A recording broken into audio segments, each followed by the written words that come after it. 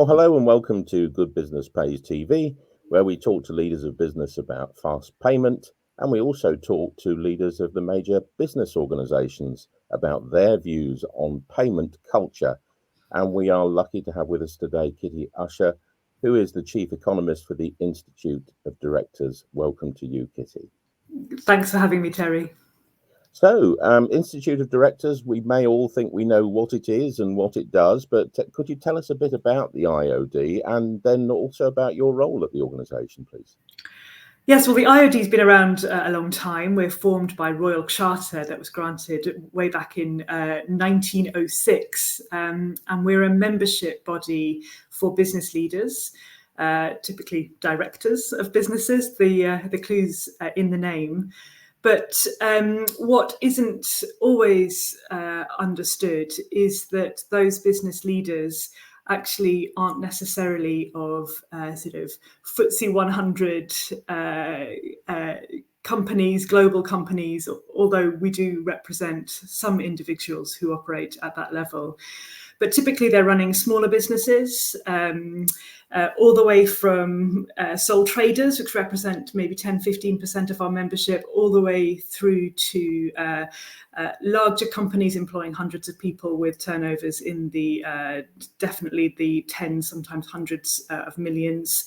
The average member of the IOD is probably running a medium-sized business that's unlikely to be publicly listed, although some of them are perhaps listed on AIM, and it's across all sectors of the economy and all regions of the United Kingdom and nations of the United Kingdom. And we also have in some parts of the world a growing international membership as well. Final thing to say is that our members join us individually, so it's not sort of corporate memberships, and they mainly join for support in their own professional development. We offer a very broad range of training, sort of CPD support for those people who want to get better at running their own firms. And we're also a sort of national area centre of expertise for corporate governance issues, so how to get your board structures right and make sure that your company is as resilient as possible. And I work in the policy team because we also have a role to represent the views of our membership to government, and also the other way around, to make sure that our members have the best possible chance to interpret what on earth is going on at a national level in Whitehall and also in the economy as a whole. And what are the sort of, we used to sort of say when I was in consulting, what are the things that keep these people awake at night? What are the top issues for those people that are your members in these medium-sized companies especially? Yeah, we have a pretty good market research tool, if I say so myself, and we're really proud of our ability to sort of understand what the pain points are and what our members are exercised about. At the moment, and it's been pretty consistent for the last year or so, there's three main themes that are emerging. One is just general concern about the business environment, the UK economy, which is understandable given the shocks and disturbances that we've seen in recent years. Second is, second and third, our cost of energy. Obviously, since the wholesale market price of energy has soared coming out of the pandemic, and also skills shortages. Our members are just finding it really, really hard, and still do find it really hard to get the talent that they need. So those three issues have been the sort of top three pain points recently. After that, you get, very important but perhaps usual concerns around the level of taxation and compliance and regulation costs, the sort of red tape issues. And then underneath that, there are some really important issues around infrastructure and access to finance. And, perhaps relevant to this conversation, we do track difficulty obtaining payment, which is important enough issue to be measurable, but in terms of list of priorities, I wouldn't say it's top. Although obviously there are individual concerns that affect individual firms at different times. Yeah, I would say, I suppose, cash flow is sort of the oxygen for every business, isn't it? Really, and Of even course. though payments and late payments and slow payments, which is the bit that we try and speed up at Good Business Pays, uh, isn't a top issue. It kind of underpins a lot of other things like, the cost of doing business, especially for those middle companies. We often hear at Good Business Pays medium-sized companies that are squeezed in the middle between a large company that they're supplying and smaller suppliers that are supplying them. Mm. That cash flow gap between stuff they have to buy and produce and sell on sometimes, and when they get paid for that. Do you hear that at all? Those companies in the middle. Of course, and you're absolutely right. You can't run a business at all if you haven't got cash coming in. So the fact that it's not the top pain point doesn't mean that it's not essential for business as usual. In terms of who's getting squeezed by what, I mean, to the extent that larger firms are paying more slowly than smaller suppliers are expecting to get paid, and desperately need to get paid fast. Of course, there's an issue there. Well-run businesses who have got used to the kind of rhythm of what they can expect from which customers and clients at what time, obviously will be able to manage that. The difficulty comes is if there's a sort of sharp change in what you're expecting, because then obviously that throws out your cash flow planning, and the longer the payment terms, obviously the risk of that increases. Now, payment culture, which is something that we talk about, is, we think, determined by the directors of companies. But how do you think? Well, first of all, the first question, I guess, is what do you understand? Do you understand the term payment culture, or what do you understand by the term payment culture, which is something that we talk about? Is there such a thing? And if there is such a thing as payment culture, how do you think it happens? Well, I think particularly larger firms face a business decision as to what their policy will be around payment terms. Obviously, it's not illegal to have longer payment terms, so they do face a choice. So they want to decide whether to sign up to the prompt payment code, for example, whether they want to be the type of organisation who think it's core to their values, I guess, to pay fast, or whether that's not a concern and they're simply continually maximising the individual sort of advantage contract by contract to their own business. So I mean, payment culture, I guess, encompasses all of that. You make a choice about to what extent you're going to behave in a certain way. And of course, that is a business choice. But I think increasingly, and this is a tribute to the work that Good Business Pays and others have done, it is at least a conscious decision, I think. And there are issues of supplier management policy and reputational risk that do come into the balance, and not just reputational risk in the public arena, which I'm sure we'll come on to talking about, but also just within the industry, whether a firm has a reputation of being a good payer or a bad payer is increasingly a business concern. In fact, it probably always has been a business concern, as well as that a paying company needs to take account of, because sometimes people have a choice who they decide to contract with, and it will be relevant. Yes, and we often talk about slow payment, which is, you're right, it's not illegal to have a 90 or 120-day payment, and companies can accept those terms if they want to. What is also worrying is late payment. So Yes. even if you've signed a 90-day payment contract, if it's not there on the 91st day, you're then into late payment. And that isn't, hopefully, a matter of choice. Maybe it's bad systems or something broken in the system, but 1 in 4 invoices in large companies are paid late. Yeah. If you've seen that figure, but that's 25% of a large company's invoices, which would be thousands of invoices a week. There's a lot of money and a lot of suppliers waiting for payment.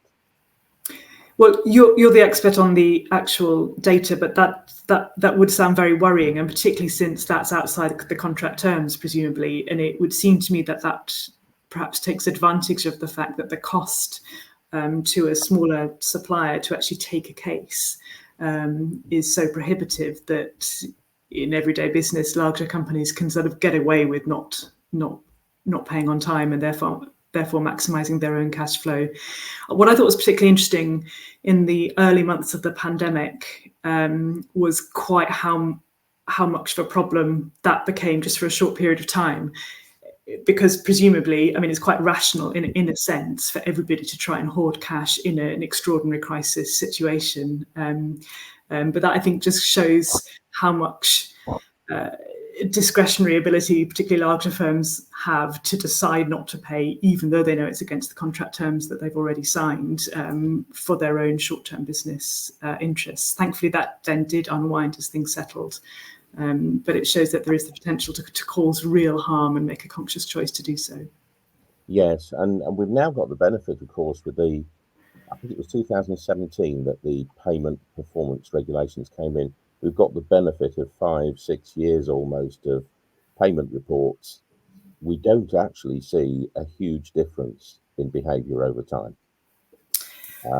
It's if you look at individual companies, what we see is if there is a big change, an external change, which might be leadership, ownership, an intervention from an organisation, perhaps like ours, that's called them out in the newspaper or something, then there's a change. But apart from that, there isn't a lot of change. So bad payers tend to remain bad payers, good ones tend to remain good, which is where we come back to payment culture. And of course, the role of directors, because ultimately it is the people at the top, the CFO, and sometimes the CEO, that kind of makes that decision. You know, somebody decides in an organisation. Yes, it does appear to be a business choice, and I'm really glad that you mentioned the payment publication regulations from 2017, which are hugely welcome, because it gives those smaller suppliers who we predominantly represent, I guess, the ability at least to have to check on a client or a potential client and sort of work out what payment culture they're therefore dealing with, which helps them to plan and make their own choices. There are fundamental problems, though, and I think you've sort of touched on this in the question that you're asking. The first one is that there isn't high enough awareness of that service. Our data shows that less than 10% of our members even heard of it, and so obviously you haven't heard of it, you're not going to check it. But secondly, the ability of a smaller company to take on a larger company who have a sort of systematic policy that isn't as good as it should be, we might say, not best practice, is extremely limited, and that's now evidence. We have the kind of paper trail for that, because there hasn't been a shift in the average time taken to pay since more visibility was enabled through these new regulations. I think the government's own data shows the average time taken to pay has remained stable at 37 days in aggregate, if you had to sort of pick one data point to describe the whole situation. And that hasn't changed, even though there's been more visibility. So there's something, that kind of is, you can see that they've kind of got the kind of germ of a good idea in increasing accessibility of the data, but it's not really exercising the power that it could. And so, we have a number of ways that we think the power of that data can be used more effectively to spur change, so that, despite the wonderful work that organisations like Good Business Pays and other campaign groups are doing, it won't need you to do it, because the sort of system itself will generate that type of pressure. And in particular, using the media, I think, to call out slow payers would be really effective. And I think that the other, I suppose, slightly worrying statistic is that since 2017, when the reporting system was put in place, there were 10,000 companies, according to Bayes, that should be reporting, and around 9,000 have reported. during that time, 9,000 out of the 10,000. But today, only a little over 5,000 are reporting.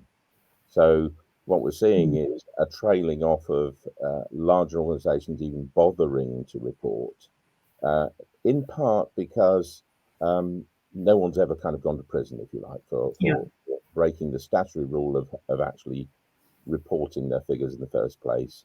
Nothing happens with the figures. No one's going to chase after us, so nothing happens, and we won't bother. I think that's a worrying thing.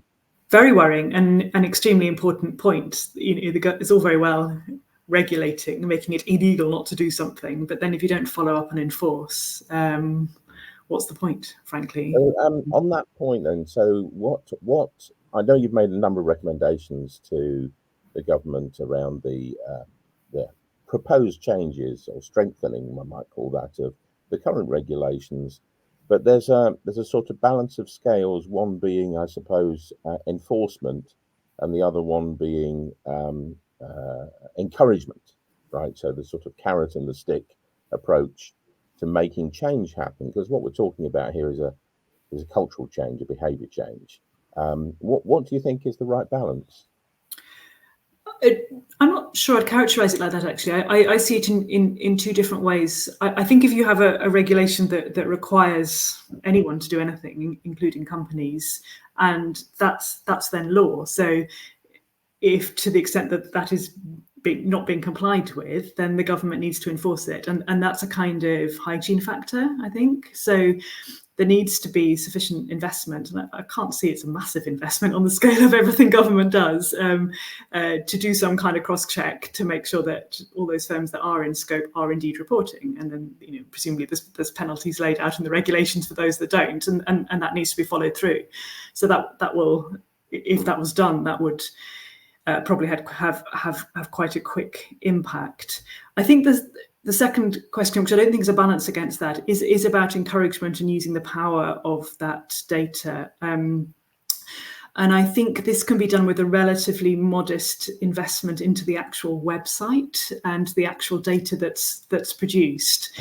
So now, if you know the website exists, you can go and type in the name of your client or potential client, and it'll produce a sort of list of reports, which you then have to sort of click several times to get through and try and work out what it is, and has there been an improvement, and what does that actually mean for me, which is quite onerous if you're trying to run a small business, particularly since you don't know it exists. So a relatively small investment to produce something much more sort of media accessible, so that the company feels the pressure without the small business having to do anything, I think would be hugely impactful. So what we've asked for is the government should produce a sort of top 10 ranking of best payers and worst payers, and that should be routinely released to the media and therefore discussed in Parliament. And that this aggregate figure that's been sort of stuck at 37 days should also be routinely updated, say twice a year, so that the democratic system can hold ministers to account and say, why is it still 37? That means there's a large number of people who are paying more slowly than that. What's your target? When's it going to be 30? When's it going to be 25? And so on. And then there are those two things we think would have a massive impact without those company leaders that we represent actually having to do anything, because you'll get it at the front page of the Mirror or whatever, here's the bad payers were, or at least the business pages, and that will have an immediate effect in the boardroom without anyone having to know where the website is apart from the journalists. And I think then there's a sort of second tier improvements to the type of data that needs to be reported, in particular reporting on the value of contracts that are paid more slowly or outside contract terms, because at the moment you could game the system. So if you're a large company and you have, say, a large number of relatively small invoices and then a couple of really big chunky ones, you could pay all the small ones really quickly, and that would sort of massage your data response. But actually, in terms of value, you're not really behaving responsibly. And so if there was more information on value versus volume, I think that would be useful as well for smaller firms. So none of this really costs a huge amount of money, and it doesn't require legislation. It just requires a determination by government to really get the most out of the process they've already started to get greater visibility. Yeah, it's really good, actually. Good thinking. As an economist as well, I'm interested in your view of. We did a report called Who Cares? And what we were interested in is companies that have hit the buffers, that have failed. So some of those big retail chains like Topman and Wallace and Debenhams, and then Flybe, Midas Construction, big companies that have gone west, if you like. And what we wanted to do was we wanted to look at the payment performance of those companies in the 3 years before they folded. And in that report, Who Cares, which is free to download on our website, he says plugging it, you can see that each of those companies was paying almost twice as long as their competitors who still exist. And in the last 6 months to a year, you see a sort of hockey stick jump up where payment times get even longer. So we pull the black box out of the sea, if you like, and say what happened there. And so we see bad behavior, bad payment behavior and culture in companies that are failing. And so I'm just wondering now, do we look at those companies that are taking a long time to pay and that are paying late now and say to small businesses, be careful, check the credit reference agency of this large company that you might want to sign a contract with? Well, I mean, it's up to anyone to say that. What I wouldn't want to do is create a situation that actually precipitates a sort of run on the bank type problem with a firm by having unfair rumours circulating, if actually it's just an issue of internal payment culture that can be fixed. But I think what your research has done is highlighted something extremely interesting, in that there does seem to sometimes be a correlation between paying more slowly and being in severe financial difficulty, which of course makes logical sense. So, I mean, as an economist, I see no issue with that information not being in the public domain, because it does give perhaps a red flag to those who then want to enter into effectively credit arrangements with these firms. Of course, what it might mean is that it sort of condenses the sort of internal crisis period or internal concern period, because it becomes more public, more quickly, but that in itself might incentivize others to kind of get this under control. So I think you've raised a sort of interesting correlation, and we've joked in the past, I know, about how if you were a hedge fund, you might want to be very, very aware of what's going on in some firms more, using this data set. So I just think it's a fact, isn't it? And so there's no particular reason why it shouldn't be out there, so that other companies can make their own choices. I think the other question I wanted to ask, particularly given your role at the IOD, is that what we have found is that when we go to the very top of a company, to the CEO, and we're currently about to publish the late and slow list for September, the late and slow watch list. So that's the worst payers, latest and slowest. I'm writing to the CEOs, which I normally do 4 months before, 3 months before, to say, here's the situation. What I do find is that in many cases, the CEOs are not aware. The top are not aware that their company is as bad, if you want to use that term, as paying as they are, because it's down in the engine room of the company and they're distant from it. And when they find out, quite often it will change before they even land on that list. And so, when I started this organisation, I said we've got to get the conversation away from the boardroom table and onto the kitchen table to somewhat, because it's a human conversation around what's fair and what's right. And as the Institute of Directors, of course, you are an organisation made up of these very people that make these decisions and are affected by those decisions as well. And I'm just wondering if there is any way that the Institute can play a role in terms of connecting the individuals rather than the organizations around this, because as I said, when you get to the individual level, they're quite often surprised, and it's a tech fix or it's process fix or it's a something fix, because they don't really want to be putting small businesses out of business. And wonder what your thoughts were on that. Implicit in your question is that we're representing the directors or CEOs of the slow paying companies. I mean, I don't know exactly, but I'm pretty clear that our interest in this is in the suppliers, which is why we want it to work better. So as a advocacy group on behalf of our members, we are very, very clear that we want the system to work properly. We want payment to be faster, because we think that benefits. That's what we're here for. With that benefits our community. I'm very encouraged, actually, if you're contacting CEOs of the larger companies, and they are by definition the larger ones because those are the companies that are in scope of the regulation, that it's spurring change, because that sort of supports the hunch that we have, that if you had greater visibility, greater reputational sort of risk and pressure, we think it should happen through the media as well as through organisations like yours, just because it's swift and fast. That it can spur change.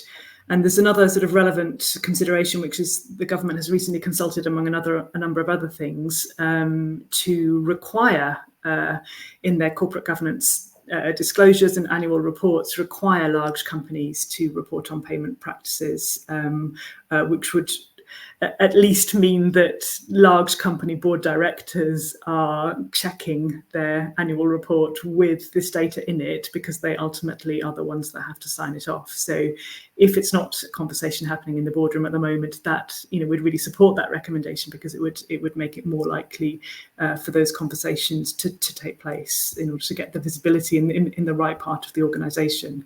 So, I mean, all of this is encouraging, because what's happening is it's becoming more of a sort of cross-business kind of cultural issue. It's becoming part of the conversation. And I think where you and I certainly agree is that it needs to become more firmly part of the national conversation, and more loudly, and that can actually be done relatively easily. And we'll certainly be making that case to government over the months ahead. Well, and that's it. Actually, we've made it part of the conversation. We're continuing that with companies and with government, and that's all we can do. And then we need to leave it to people to sort out their own businesses. So thank you for being part of that conversation, Kitty Ussher. Thanks very much for joining us today. Real pleasure. Thank you for the work you do.